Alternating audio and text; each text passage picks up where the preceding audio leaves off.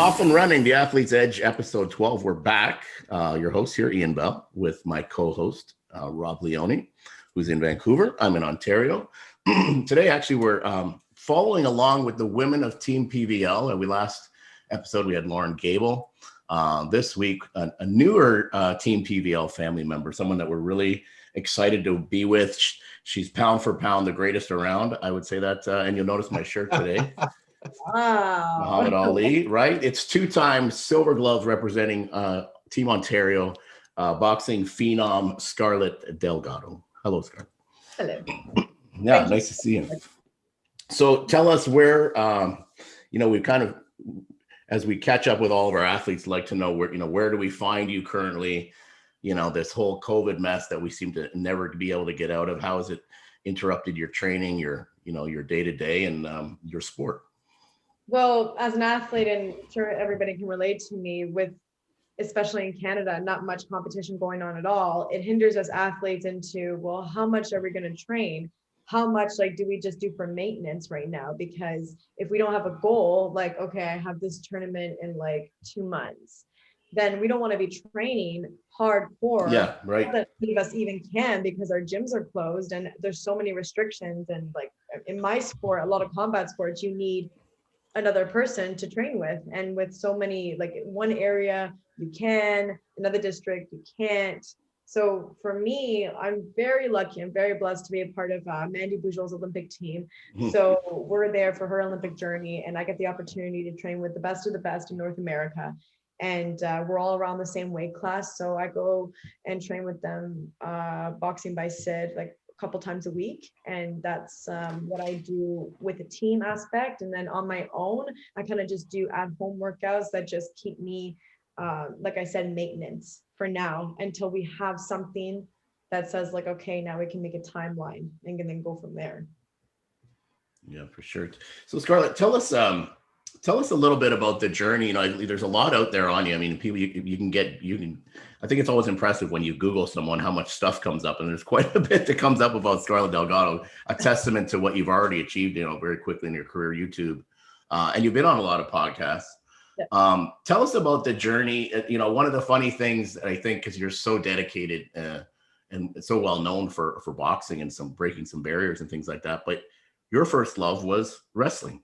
Yeah. Right. It was. So wrestling, it all ties in with the boxing at some point, because my father, he was my coach from when I first began. I had a loss in the family, which took a toll on me when I was really young. So my grandmother, she just said okay, well, you need something to focus on. So my dad's well, I have the gym. I'm just going to be training people, but if she wants to run around, hit the bag, I'm more than happy to have her there throughout the day. Okay.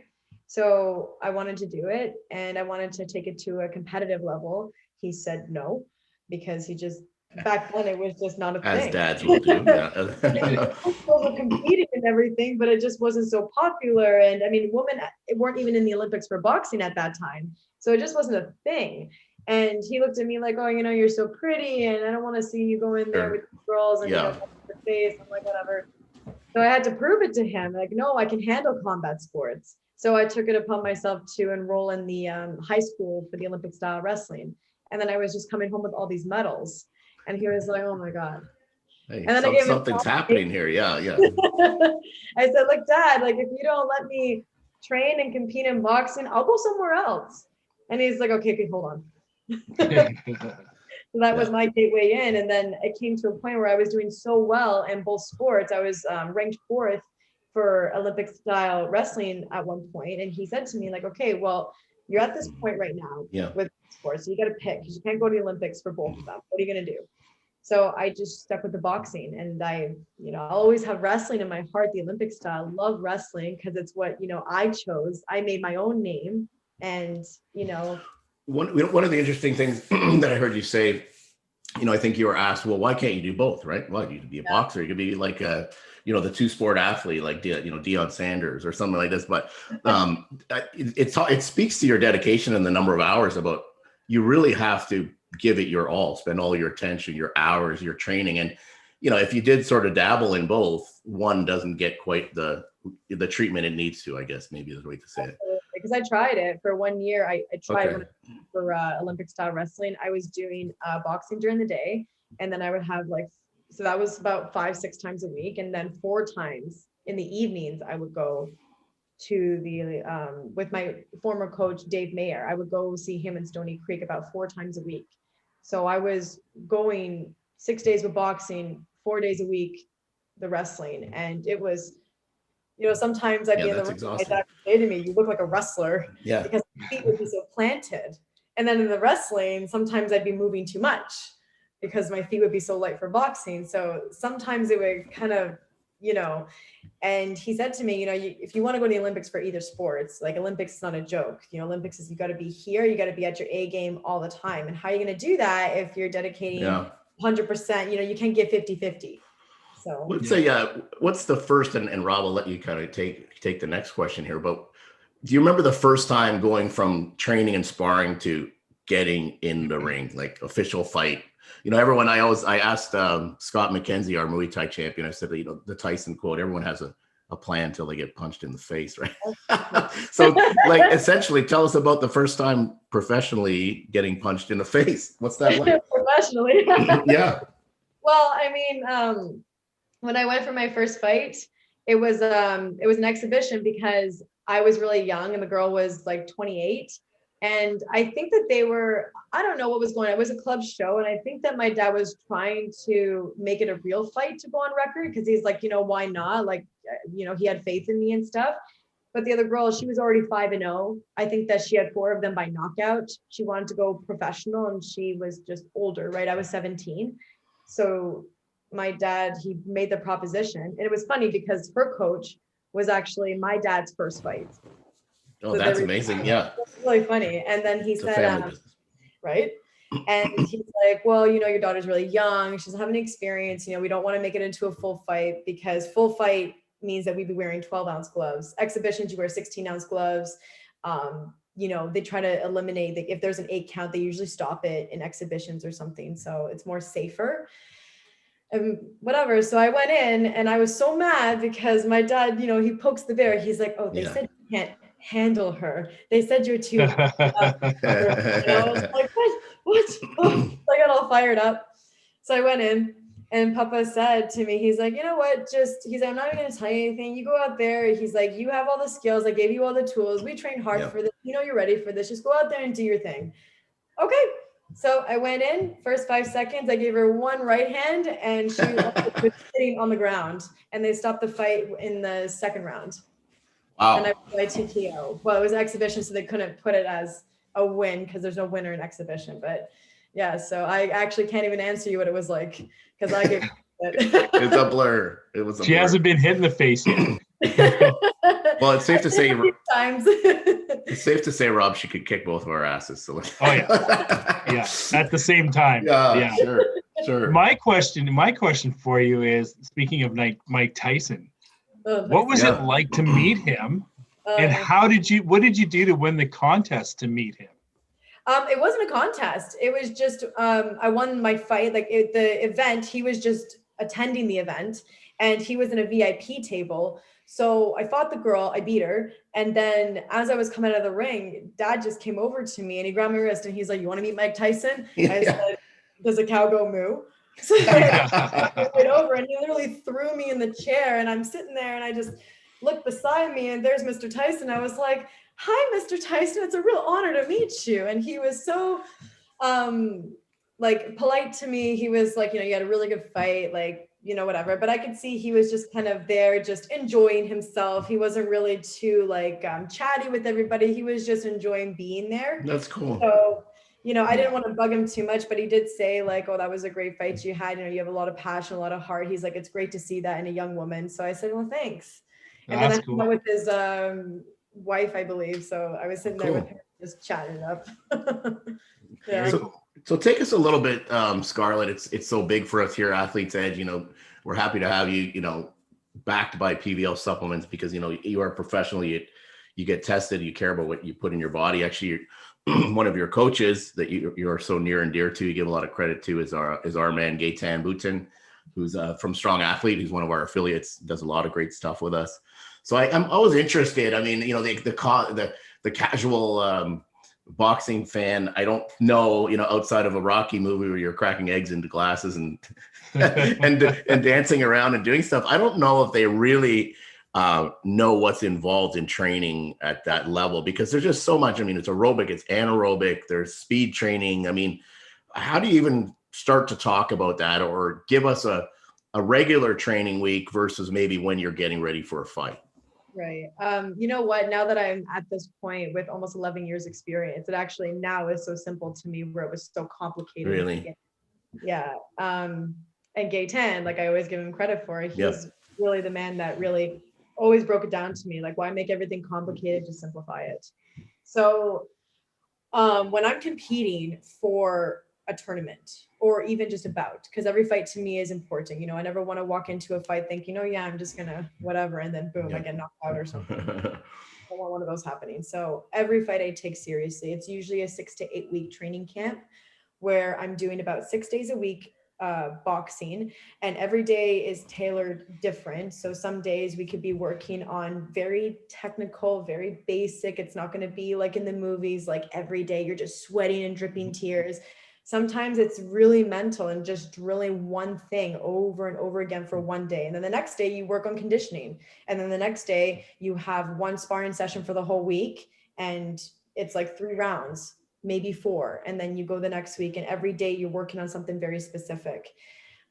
Within that 6 days, 3 of those days will be my strength and conditioning with Gaetan. And then, I kind of just trust him with everything, whatever he has me doing, which is always like, some days they're really hard. Some days I feel like puking and just like, some days I've actually cried in the middle of training. Like, this is just horrible. And I sit there and I cry, and he's like, yep. Do you want to be a champion? Yeah. It's just one of those things. But in other days I go in and it's more or less very stretching orientated, some resistance training, very light. So, it's mixed up, but 6 days.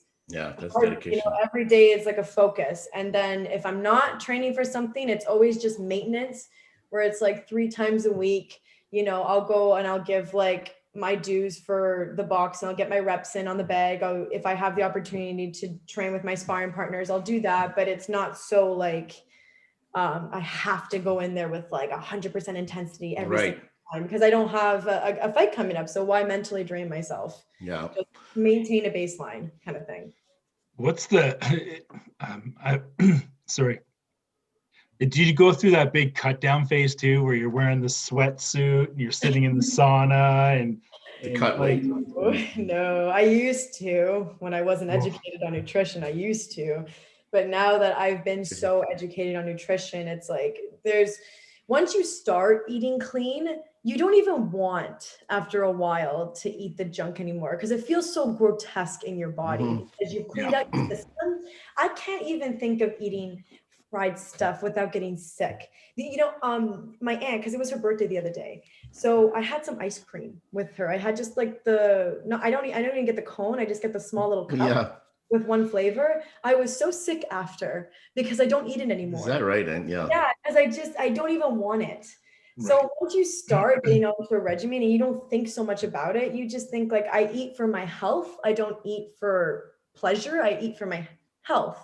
So my weight cuts are not even, when I was younger and I had no education, they were horrible because I just was eating, what I thought. And then I'd have to make like a 10-pound weight cut because I had so much water and inflammation from all this crappy food that I was eating. But now I'm like maybe sometimes 6 pounds off my weight. Sometimes. You're always right there. I'm right there all the time now. Yeah. This segment brought to you by Watertight. Yeah, that's right. That's right. So Scarlett, at what point, and obviously we're talking PVL supplements, but it doesn't really matter. This is your story. At what point did you introduce supplements for the first time? And did you realize kind of what worked for you, or how did you bring sports nutrition into your with regular food and those things like that? Like how did that work out? Should I go into the story I told you? Yeah, that's a good one. So I was 14 and I just got into fitness. This is when I first met Gaetan. And, I was asking all these questions to my dad, and, he had just met Gaetan himself. So he's like, oh, well, this man here, he's like an expert nutritionist, whatever, all this stuff. And he's like, he can help you. So he gives me this protein. I'm 14. He gives me this protein that's unflavored. And he's like, yeah, you just mix it with water. And this is all you need if you're not able to eat something. I said, okay. And I drank it. It was the most horrible thing I ever tasted. And I was like, there's no way this guy knows what he's talking about. This all the time. That sounds like Gaetan. Yeah. All as natural as it gets. Yeah. All clean. It's hard to explain that to a 14-year-old, but whatever. And then as I got more serious with my sport and I wanted to crack down on my nutrition, right? And then years went by. And when I was about 18, 19, my dad just happened to bump into him in Whole Foods. And he said, my daughter, she's having a lot of problems with figuring out her weight, figuring out all this stuff, can you do something with her and her sports, her performance psychology? Absolutely. So I started training with him and everything was just broken down. And then also understanding that when you're putting so much into training, more than the average person, you're not just going to the gym, here and there and lifting some weights, keeping a normal physique. You're an athlete and you're going at a high performance level. Right. So you're pushing your body to its extremes. And because of that, you need to replenish your body accordingly. So that's where he started introducing to me, glutamine. The first one he gave me was unflavored. Yeah, it's another one. Yeah. Glutamine.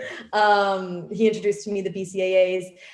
He was very particular about what kinds of proteins to have, just simply because, me being a boxer, I have to cut weight. So inflammation, anything with dairy in it, that's going to inflame me, cut that right out. The sucralose as well. So, he got me on the fish oils, magnesium, everything. He's like, we got to make sure that your body's at 100% capacity, ready to go whenever they call you. So that's like my introduction to it when I was about 18, 19. That's it's been a process learning and also teaching my body how to work it as well. Because it's not just okay, you just take these things and then, boom. It's understanding why you're putting it into your training so that you don't just, you'll know when to have what supplement, just understanding, okay, this is when I take this. I don't need to take this right now. I'll take that later at this point or something. You know what I mean? Yeah. Yeah. Awesome. So what does your supplement regime look like now? You talked about before, now that you've kind of learned the ropes in the supplement, what do you use regularly that you really would endorse, younger use or people looking for the same advice? Right. So, the Game Aid and the BCAAs, the glutamine, the new came out with the vitamin C and the tangy orange flavor. Right. I like that one a lot.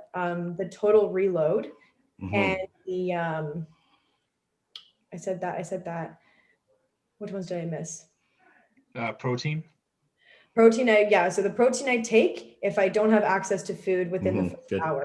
So if I don't have access to food, then I will take the protein, which is, by the way, so good. The plant-based protein, it's delicious. Does not taste grainy, as we talked about earlier. Ian and I, it's a really nice, smooth protein. Yeah. So what I do is on my way to training, this is optional for me. So sometimes I'll put the BCAAs with the Total Reload, which I'll take post-training. Sometimes I'll put it with the Game On, but while I'm going to train. Right. So an hour to 30 minutes beforehand, I'll have my Game On and the BCAAs. Going to training, I'll do my session, and then post-training, I'll have my Total Reload just to get all my electrolytes back in, just to rehydrate everything. Every morning I take the glutamine just because it helps with nutrition absorption, and that's obviously really important right now for my sport and just to maintain good gut health.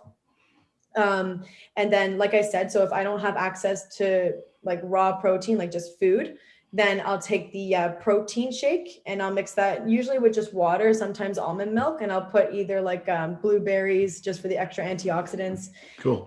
But those are usually my staples, usually. So what's the plan now, Scarlett, as we, as we're kind of seeing a light at the end of the tunnel?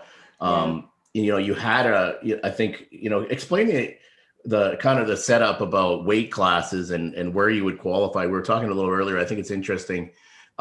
If if a certain weight class opened up, you actually could have gone to this upcoming Olympics, correct? Yeah. Yeah, that would have been great. So the Olympics for females, they have not as many weight classes as the men.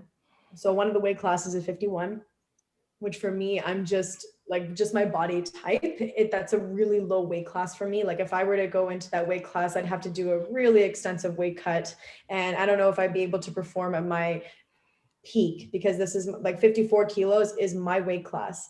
And then the next weight class into the Olympics is 57, which is just too big, because people like, I probably walk around at 56. Okay. You know, I walk around 56, 57 sometimes. So when I'm training and I'm naturally coming down, I'm naturally 54. The girls at 57, they're just bigger. And a lot of times when you go international, the 57 kilo branch, I went to a tournament in Ireland, they're really tall, these girls. Yeah, I was going to say height. How does height, that factors in too with reach? It really does. Like I'm sometimes I'm the taller one in my weight class for 54, and I'm only 5'3.5".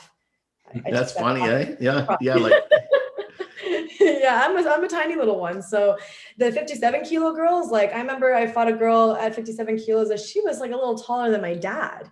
She was probably like 5'8", 5'9", somewhere around there. So, you know, sometimes the height, it really makes a difference.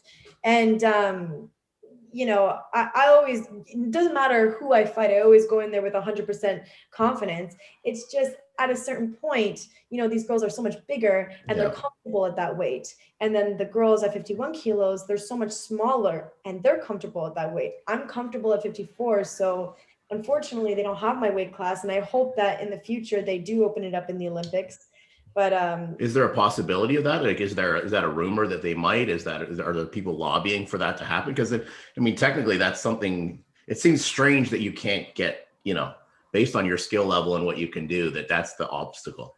Yeah, you know what? The Olympics right now, there's a lot of riffraff with the Olympics in general. You know, they had the IABA was suspended, and they have the IOC right now in there over the Olympic Committee. So I think that they have a lot of internal things going on right now. I don't know if they're really even looking at opening up more weight classes, if they're looking into those details with the sports, just because of their own internal affairs.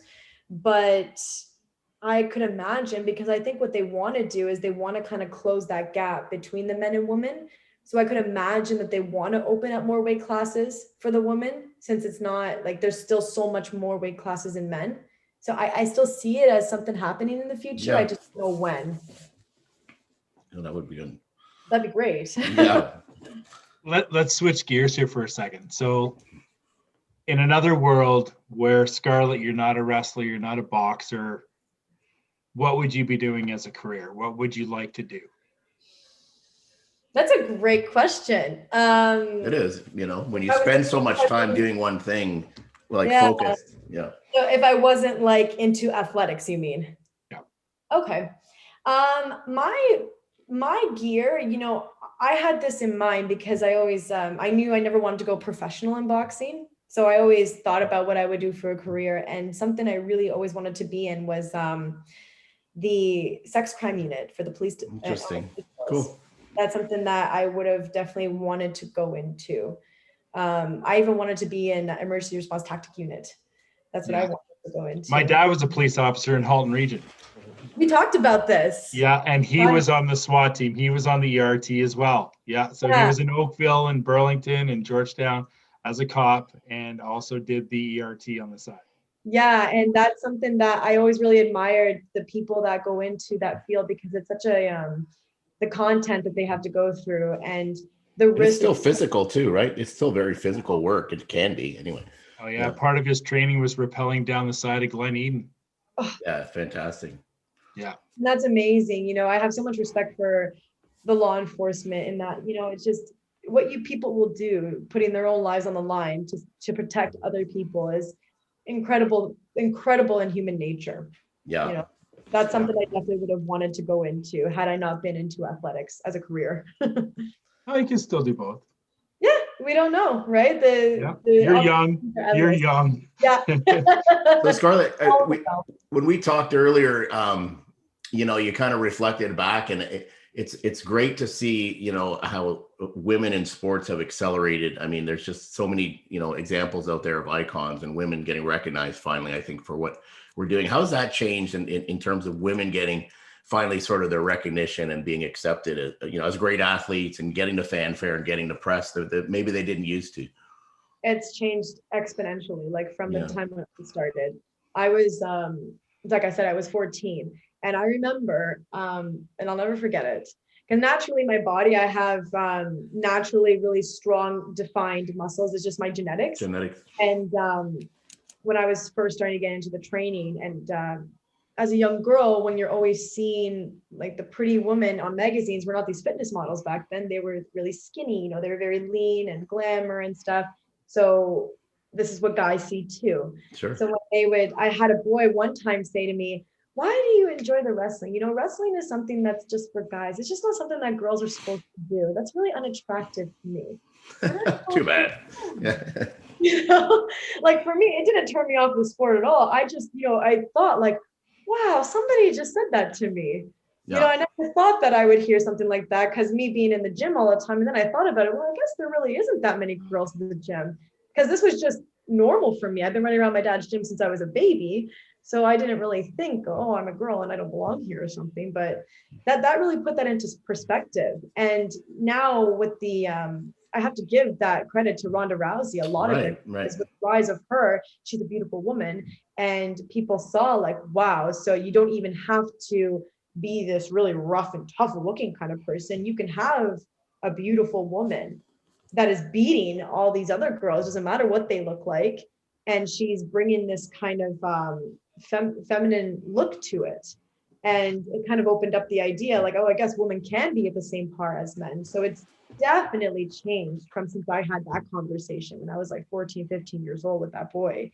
And leading into now, where now the sexy is fit. Yeah, sure. It's changed. But you're right. I think, you know, the acceleration of Ronda Rousey. I mean, now at the UFC, I think equally the women get top billing, and it's exciting, you know, Cyborg, all these, like it has really caught the attention. I think some of it was initially was just sort of like sticker shock and like two women punching each other in the face. You just hadn't seen it before. And it was like, and now it's just like, it's just like anything else. It's sport, you know. I think female tennis is the one sport where it actually the ratings are higher for female tennis than there is for men's. So it really, it's really, you know, gaining momentum. And, you know, but a big part of Team PVL, we have so many, you know, Rob will tell you, Olympics and hockey players and things like that. So our roster and our team is really full of amazing women like Scarlett Delgado. So yeah. I take a lot of pride with the sport specifically, because I think it's just amazing to see what women are doing right now with the sport. And I think it's amazing to see how much they're accelerating at such a short time frame. You know, I always get the question now, and it feels funny because as I mentioned, if you'd asked me when I was 14, I would have had a very different answer than I do now, because now I don't feel. They used to have, actually, my teammate, Mandy, the Olympian, she told me that not that long ago, the rings in boxing, you had one ring for women and you had one ring for men. It's amazing. And they would take all the new referees, so not the experienced ones, but the new referees, or referees that didn't have the best credentials, right? They would put them to the female ring. Isn't that funny? Like, yeah, it doesn't make any sense. Like, you know, I can go fight, and there's this one guy, John Michael Bianco. I think you guys know him. He's also going for Olympic trials in the boxing. Yeah, I know who he is. Yep. Yeah, so he can have a fight, and then I could be right after him. You know, it's not even like I don't think about it anymore. You know, that's bizarre. It's different. So Scarlett, we like to end our sessions on the Athletes Edge with something we call rapid fire. But before I do that, I'd like you to be able to, give a shout out to your podcast. Where can they find you on social?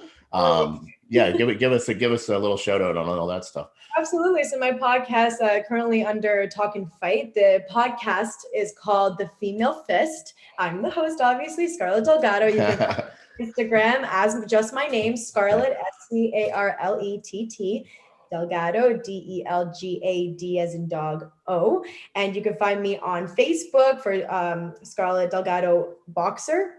And but Instagram is definitely where you can get most of the content from. So just my name, Scarlett Delgado. You can easily find me. My profile is open. Yeah, and there's She has lots the of great best footage. discount code too. She has the best discount best code. We worked very hard on designing her discount code. What's your discount code at What is it? pvl.com? Punch 20. Wow, The link I like that. to this website. Unforgettable. So Yeah. now, have you got, if you had an entrance song, or maybe you do, to the ring in wrestling, I think they do it in boxing too. What is that song? My entrance song is, and if people are going to get confused, it's Girl on Fire, but by Christina Grimmie. Oh, I love it. Okay, interesting. I'm gonna give that a listen. Give us, your fans, give that a listen. It's a great version of it. Shout out to Alicia Keys. Yeah, she's great. But Christina Grimmie took this There song. you go. Okay, write that She down. mixed it with Fall Out Boy. So Nice. Oh, okay. it's a really Makes great sense. song, honestly. All right. So if you want to get fired up and do Yeah. push-ups in the basement or whatever, just Right? fire up that song. Well, so here we go. Rapid fire. First thing that comes to your mind, and some of these now I feel bad even asking, based on your diet, but pizza or sushi if you had to choose.